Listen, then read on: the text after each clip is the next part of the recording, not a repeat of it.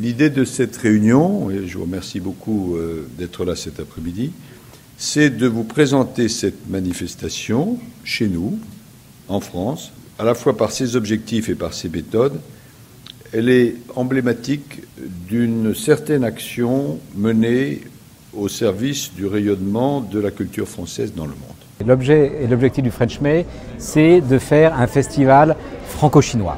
Ça veut dire quoi? Ça veut dire par exemple que systématiquement, nous favorisons le travail, le dialogue entre des artistes français et des artistes chinois. On veut montrer que la culture, ce sont des arts vivants, des arts du spectacle, des arts plastiques, mais aussi de la gastronomie, mais aussi ce qu'on appelle l'art de vivre, le design, la mode, etc., etc. La diplomatie culturelle, au sens où l'entend le ministre des Affaires étrangères, Laurent Fabius, c'est une composante majeure de notre diplomatie d'influence. Au-delà de la coopération culturelle ou artistique au sens traditionnel, pour embrasser l'ensemble des domaines que sont l'action scientifique, l'action en matière éducative, l'action en matière d'enseignement supérieur, tout ce qui fait l'attractivité de notre pays. Les retombées de cette politique culturelle en matière économique sont doubles. Un, promouvoir l'attractivité de la France, faire venir des Hongkongais en France, et aussi, deuxièmement, promouvoir les produits français, l'image de marque de la France. La France a été l'une des premières, une pionnière en matière de diplomatie culturelle et d'influence dès le début du XXe siècle.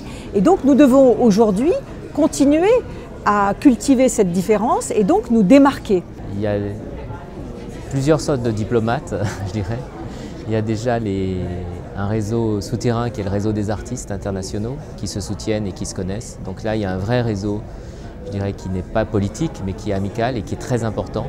Et puis après, il y a un réseau officiel, je dirais, qui vient soutenir ce réseau amical et qui vient, à des moments donnés de notre carrière, nous permettre, soit en tant que jeune artiste, de pouvoir survivre dans tel ou tel endroit, soit quand on arrive à grandir et être un artiste un peu plus reconnu, à nous aider à construire des grands projets. On voyage moi je voyage pas mal avec les films. On voit que la France a toujours une aura un peu magique, c'est un peu étrange parce qu'on aurait pu penser qu'elle s'étiole un petit peu. Non, elle demeure complètement. Il y a une aura, le cinéma a une aura. Et de pouvoir voyager partout, dans tous les endroits où je vais, d'une certaine façon, directement ou indirectement, je suis aidé par les organisations. Que ce soit par France, que ce soit par le ministère des Affaires étrangères, que ce soit par l'Institut français, que ce soit par les alliances françaises.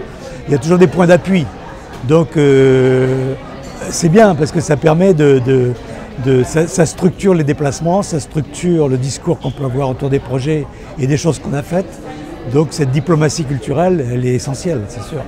Pour travailler en partenariat avec les pays étrangers, les acteurs étrangers, les artistes étrangers, c'est-à-dire donc faire connaître la France, mais faire connaître en même temps ce qui se fait à l'étranger, être médiateur et passeur, et non plus simplement diffuseur d'activités culturelles. Et je crois que dans ce contexte, le French May, tel qu'il vient d'être présenté, eh bien, est un exemple de cette politique culturelle, de cette nouvelle stratégie que nous essayons de mettre en œuvre.